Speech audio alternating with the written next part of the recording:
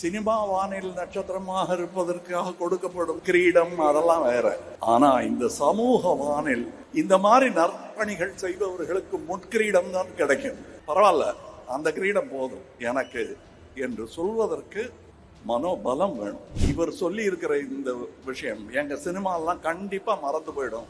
சரித்திர ஆசிரியர்களுக்கு சினிமாக்காரர்கள் என்ற ஒரு வரியில், அதுவும் பிராக்கெட்ல போடுவாங்க.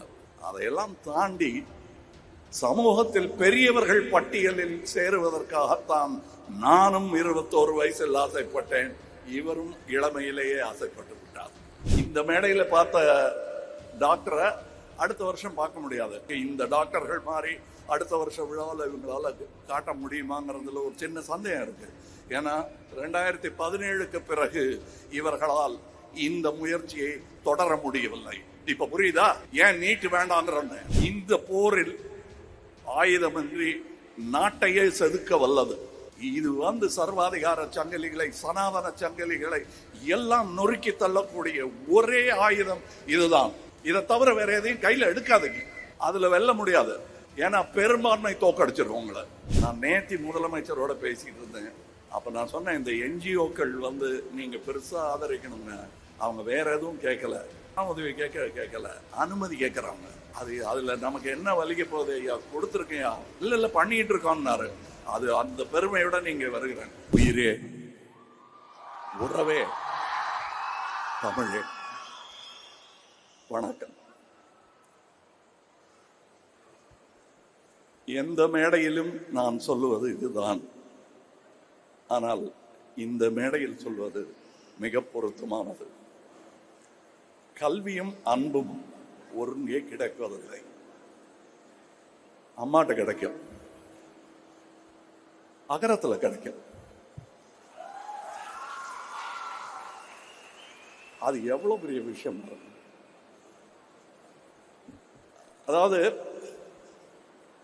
சினிமா வானில் நட்சத்திரமாக இருப்பதற்காக கொடுக்கப்படும் கிரீடம் அதெல்லாம் வேற. ஆனா இந்த சமூக வானில் இந்த மாதிரி நற்பணிகள் செய்பவர்களுக்கு முட்கிரீடம் தான் கிடைக்கும். பரவாயில்ல, அந்த கிரீடம் போதும் எனக்கு என்று சொல்வதற்கு மனம் இல்லை, மனோபலம் வேணும், அந்த தைரியம் வேணும். ஏன்னா கூட யாரும் நிக்க மாட்டாங்க. நீங்க ஒரு தண்டி யாத்திரைன்னு ஆரம்பிச்சாலும், அண்ணா அவர்கள் ஆரம்பிச்சாலும் ஃபர்ஸ்ட் கொஞ்சம் பேர் தான் இருப்பாங்க. அப்புறம் கூட்டம் கூடிக்கிட்டே வரும். இப்ப இவர் சொல்லி இருக்கிற இந்த விஷயம் எங்க சினிமாலாம் கண்டிப்பா மறந்து போயிடும். சரித்திர ஆசிரியர்களுக்கு சினிமாக்காரர்கள் என்ற ஒரு வரியில், அதுவும் பிராக்கெட்ல போடுவாங்க. இவர்களெல்லாம் சினிமாக்காரர்கள் போடுவாங்க. அதையெல்லாம் தாண்டி சமூகத்தில் பெரியவர்கள் பட்டியலில் சேருவதற்காகத்தான் நானும் 21 வயசில் ஆசைப்பட்டேன். இவரும் இளமையிலேயே ஆசைப்பட்டு விட்டார். இவர் ஆச்சரியப்பட்டு இருந்தாரு, 20 வயசுலயே இவங்களுக்கு எல்லாம் தெரியுதுன்னு. அப்ப வந்தாதான் வரும், இல்லைன்னா வராது. அந்த தைரியமும் துணிச்சலும், கல்வியை நான் கற்றே தீருவேன், கற்றதை மற்றவர்கள் பெற்றுக்கொள்ள ஆவண செய்வேன் என்பதையெல்லாம் சொல்வதற்கு அது ஒரு நீட்சி, அது ஒரு நதி. இந்த மேடையில பார்த்த டாக்டரை அடுத்த வருஷம் பார்க்க முடியாது. அதுக்கு நான் சொல்றது இந்த நீண்ட நதிங்கிறதுக்காக. ஆனா இன்னொரு காரணம் இருக்கு. இந்த டாக்டர்கள் மாதிரி அடுத்த வருஷம் விழாவில் இவங்களால காட்ட முடியுமாங்கிறதுல ஒரு சின்ன சந்தேகம் இருக்கு. ஏன்னா 2017க்கு பிறகு இவர்களால் இந்த முயற்சியை தொடர முடியவில்லை. இப்ப புரியுதா ஏன் நீட் வேண்டாங்கிற?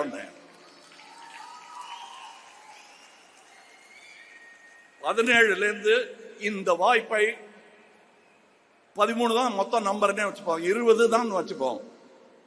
2017 ஆண்டு முதல் இன்றைய தேதி வரை இந்த மாதிரி அத்தனை பிள்ளைகளுக்கு கல்வி கிடைக்காமல் செய்து விட்டது இந்த சட்டம். அகரம் நினைச்சா ஒண்ணும் விட முடியாது. அந்த சட்டத்தை மாற்றி எழுதக்கூடிய பலத்தை தருவது கல்விதான். அந்த கல்வி இந்த போரில் ஆயுதமின்றி நாட்டையே செதுக்க வல்லது.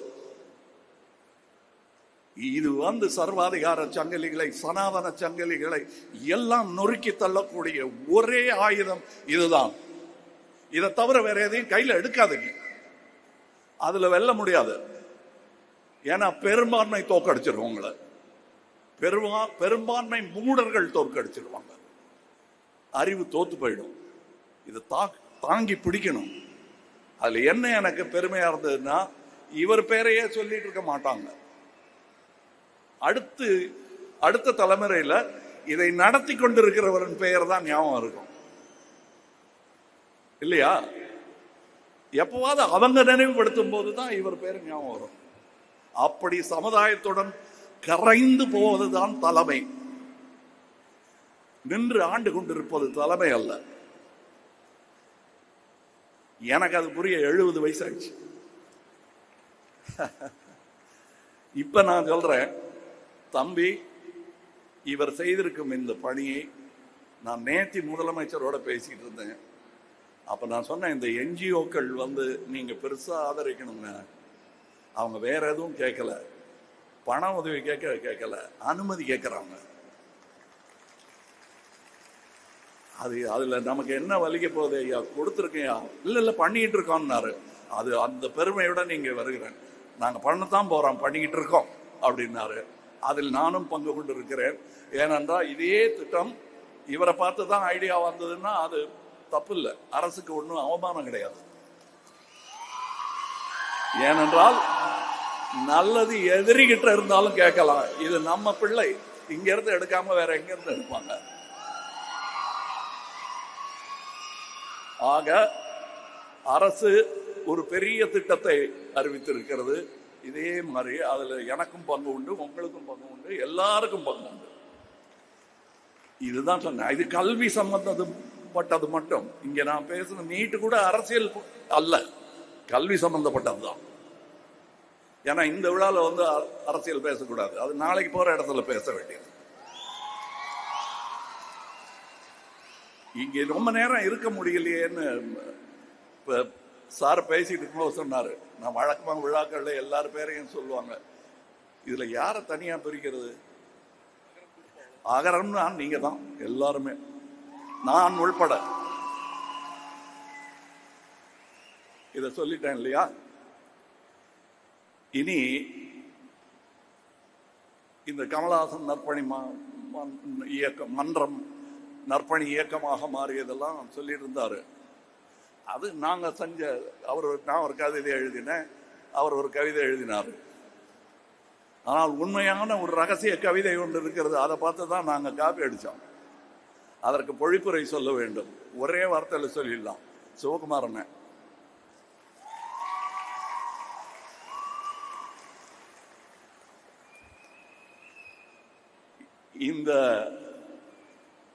இந்த குற்றத்தை செய்தவர் அவர் தான்.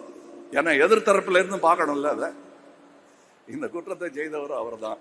நான் ஃபர்ஸ்ட் பெரிய நடிகனா வளர்ந்து இருக்கும் போது இப்படி நகர்ந்து இடம் கொடுத்தவர் வா அப்படின்னு.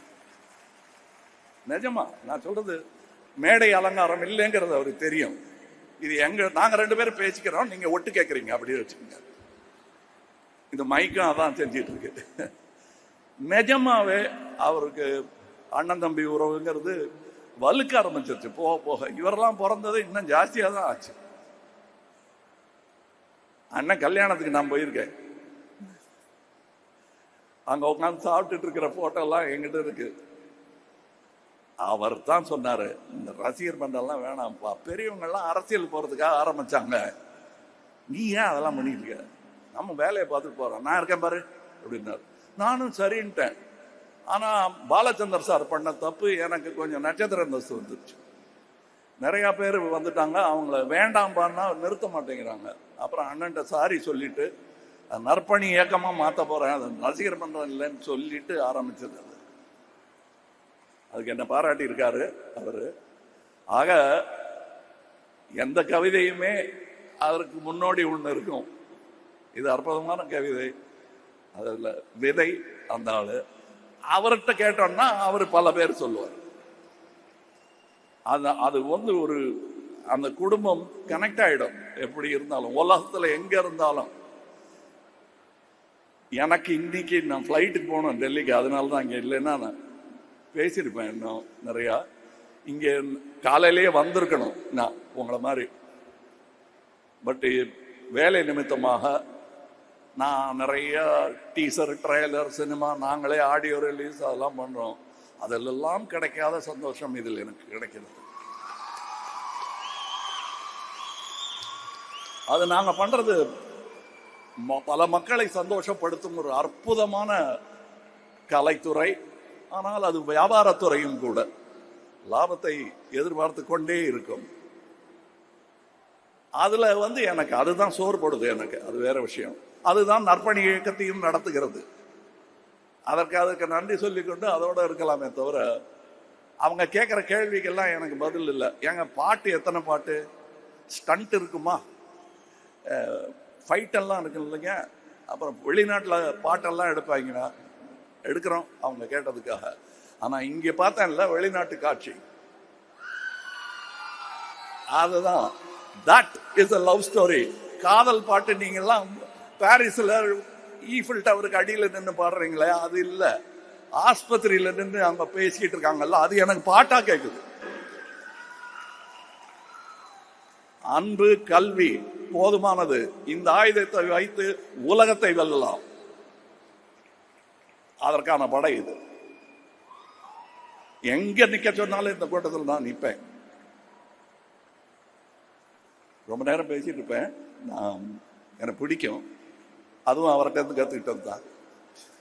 நாங்க 2 பேரும் பேச ஆரம்பிச்சோம்னா யாராவது நிறுத்தி இந்த பக்கம் இடுப்புல சண்டையை பிரிக்கிற மாதிரி தான் பிரிக்கணும். எங்க 2 பேரும் போதுங்க, அவர் வீட்டுக்கு போகணும், நீங்களும் வீட்டுக்கு போகணும். அப்படியா, சரி, என் வண்டியில் ஏறு, நான் உனக்கு மிளகா பஜ்ஜி வாங்கி தரேன், உன் வீட்டில் இறக்கி விட்டுறேன்னு பேச்சு தொடரும். அப்படி பேசி வளர்ந்தவர்கள், பேசி வளர்த்தவர். அந்த பேச்சு இங்கேயும் கேட்டிருக்கோம். இவர் காதலையும் ஓதி இருப்பார் அந்த மந்திரத்தை. இதை உச்சரிக்க மறந்தவர்கள் அந்த உன்னதத்தை இழந்து விட்டார்கள். அன்பும் அறிவும் தான் அற்புதமான மந்திரங்கள். இதை தவிர வேற எந்த துதியும் நிந்தனை தான். இங்கே இந்த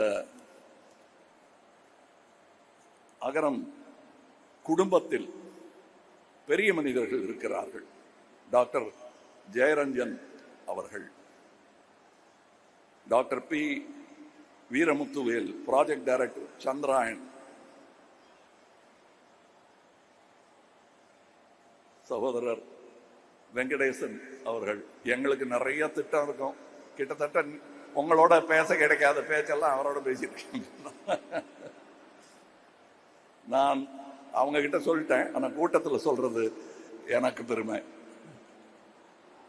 நான் இந்த அம்மாவுடைய பெரிய ரசிகன். என் பேச்சு மாறி போனதற்கு சமீப காலங்களில் இவரும் காரணம். ஏன்னா ஞாபகப்படுத்தணும், தெரிஞ்ச வார்த்தையை ஒகாபுலரி அடிக்கடி பேசிட்டு இல்லைன்னா மறந்து போயிடும். அந்த ஒகாபுலரி எல்லாம் எனக்கு எடுத்து கொடுக்குற அம்மா அந்த அம்மா. உட்காருங்கம்மா, நன்றி எல்லாம் வேணாம், நீங்க கொடுத்தது தர்மம், நாங்க சொல்ல வேண்டியதுதான் நன்றி. டைரக்டர் வெற்றிமாறன் வந்திருக்காரா? வந்திருக்காரா? மற்றபடி தான் சொல்லிட்டேன். என் குடும்பம் இங்க இருக்கு. இந்த அகரம் ஆரம்பிக்கலைனாலும் அவர் என் குடும்பம் தான். இது ஆரம்பிச்சதுனால இன்னும் வலுத்துருச்சு உறவு. சிவகுமார் அவர்கள் என்னை எப்படி கூப்பிடுறதுன்னு சொன்னாரு, கேட்டாரு. அண்ணன் கூப்பிடுறதா, சித்தப்பான்னு கூப்பிடுறதா? எனக்கு இப்பப்பா நான் கமல் நற்பணி இயக்கத்தின் பார்வையிலிருந்து பாக்குறேன், இவரை இனிமே தம்பின்னு கூப்பிடுறதா இல்ல அண்ணன் கூப்பிடுறதா? என்னவா வேண்டுமா கூப்பிட்டுக்குங்க, அன்பா கூப்பிடுங்க, உறவு தொடரட்டும், அவ்வளவுதான் நான் சொல்றேன். அதுக்கப்புறம் இங்க அவங்கெல்லாம் சொல்லி ஆகணும். அதாவது சகோதரங்கிறதுக்காக வரல, ஏன்னா இதுவே குடும்பம் தான். கார்த்தி அவர்கள் அவர் இங்க மாத்திரம் இல்லை, எல்லா இடத்துலயும் அவர் சேவகர். எங்க நடிகர் சங்கத்துக்கும் அவரை தான் நாங்க நேர்ந்து விட்டுட்டோம்.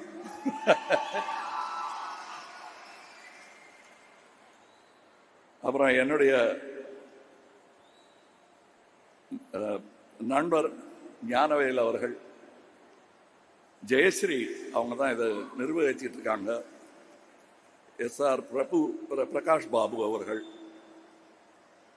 அனைவருக்கு முதல்ல தான் இந்த பேரை ஆரம்பிப்பாங்க. ஆனால் வந்த உணர்ச்சி பிரவாகத்தில் மேட்ரை சொல்லிடுவாங்க, அப்புறம் பேரெல்லாம் படிக்கலாம்னா நான் அப்புறம் வந்துட்டேன். நான் ஓரளவுக்கு நல்லா நடிப்பேன். அதில் யாருக்காவது சந்தேகம் இருந்தால் தம்பியை கேளுங்க, அண்ணன் தான். எனக்கு வக்காலத்து வாங்க அவங்க தான் வருவாங்க. இது எதுக்கு இப்போ சொல்றீங்கன்னு என் நடிப்பு மேலே எனக்கு சந்தேகம் வந்துருச்சு. அதனால தான் இதை கொண்டு வந்தேன். நான் ஒருவேளை நம்ம நடிக்க வராம அழுதுருவோமோன்னு பயம் வந்துருச்சு எனக்கு. நான் என்ன சொல்றேன்னு சிவகுமாரன் எனக்கு தெரியும். அதனால நான் நல்லா நடிக்கிறேன் தான், அழாம பேசிட்டேன். நன்றி. ஏர்போர்ட்டுக்கு போனோம், அதுக்கு முன்னாடியே பறக்க ஆரம்பிச்சிட்டேன் நான். வணக்கம். சாரி ஜோதிகாஜி.